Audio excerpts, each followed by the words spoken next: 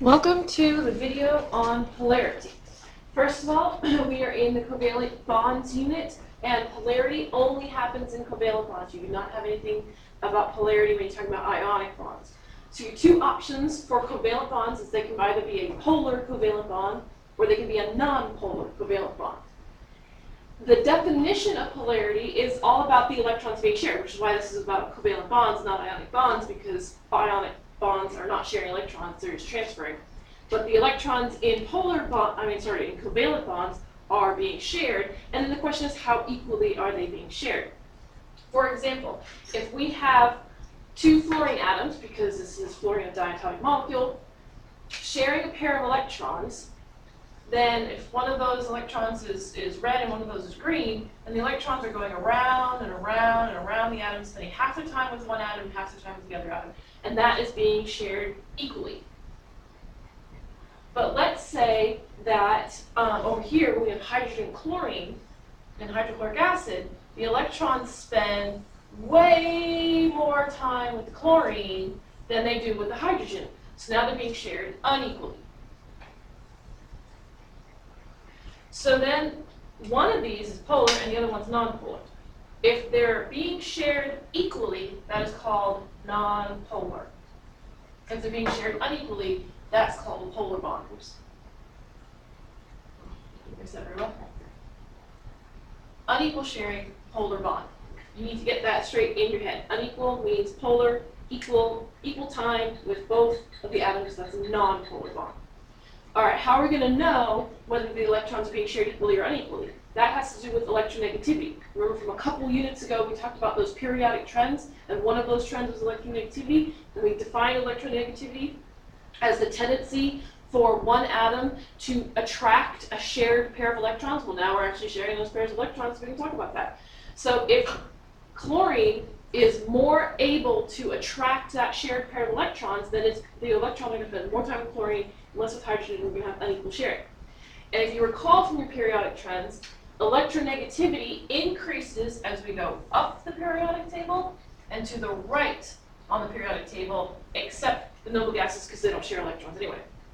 So that means that the most electronegative is fluorine, and the least would be somewhere down here like francium. What you do to figure out if the bond is going to be polar or non-polar is you take electronegativity values and you subtract them. You're going to get an electronegativity table in class that's going to have a number for each of the elements, what its electronegativity is going to be. And then we're going to subtract those numbers from each other. So if we had fluorine and fluorine, we'd subtract fluorine from fluorine. If we had hydrogen and chlorine, we'd figure out which one's bigger and subtract the smaller one. And we're going to get a resulting number. If the number that we get when we subtract the two electronegativities of the two elements is anywhere from 0 to 0.4, so meaning there's not much of a difference in electronegativity, either there's no difference at all, or there's a very slight difference in electronegativity, that means that the electrons are being shared equally, and so we have a non-polar covalent bond. So that would happen if you have two atoms of the same thing, because obviously if you subtract a number from itself, you get 0. So that would mean neither of these is more electronegative than the other, and therefore they're sharing the electrons equally. If you get a difference anywhere from 0.5 to 2.0, that means that there is a difference in electronegativity. That means that one of these atoms is more electronegative than the other atom, and so the electron's not being shared equally, so that is being called a polar bond. Sorry, polar covalent. Polar covalent. And if you subtract your two elements and you get a difference that's 2.1 or more, then that means they're not even sharing the electrons at all. And those are called ionic bonds. We talked about ionic bonds before. So the differences in electronegativity, depend on how well those atoms are going to be able to attract the other atom's electrons, which will tell you whether the electrons are being shared, and if they're being shared, are they going to be shared equally, or are they going to be shared unequally, or if the electrons are not even going to be shared and one atom just gives the electron to the other atom, and it stays like that. And we'll be looking at molecules in class and comparing their electronegativities and figuring out whether these bonds are polar or non-polar.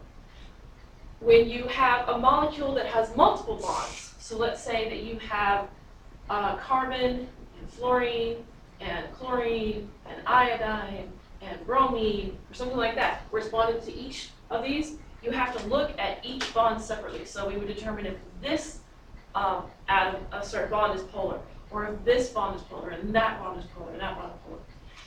If you have a bond that is polar, then there's something we do to the molecule to indicate this is a polar bond. And what we do is we write a little symbol telling us which one was the more electronegative atom. The one that gets the electron the most is going to have a slightly negative charge. So it's going to get a negative charge. But it's not a completely negative charge. It's only a slightly negative charge. So therefore, we put this little symbol. This is the Greek letter delta, lowercase. Delta. Lowercase Greek letter delta. Capital delta looks like a triangle. That tells us it's slight. Means slight. So if we have a negative charge on this side and we have a positive charge on that side, so that's going to get a delta positive. That only happens when you have polar bonds. It does not happen for non-polar bonds. So this one, since the electrons are being shared equally, there are no negatives and positive charges on either side of the molecule, so there's no charges there, and instead we have charges here. Now if we have an ionic bond, let's say we have sodium chloride, which we know is an ionic, they get full charges because the sodium completely gives its electron away to the chlorine, that is sodium positive, and the chlorine completely negative. But here, because it's not being completely given away, it's only spending more time with the chlorine, then it's only a partial negative charge. If the hydrogen didn't get its electron at all, like this, then it would be a full charge. And that partial charge can be like a 90% of the time kind of thing, or it can be like 70% of the time kind of thing, but anything less than 100 is partial charge.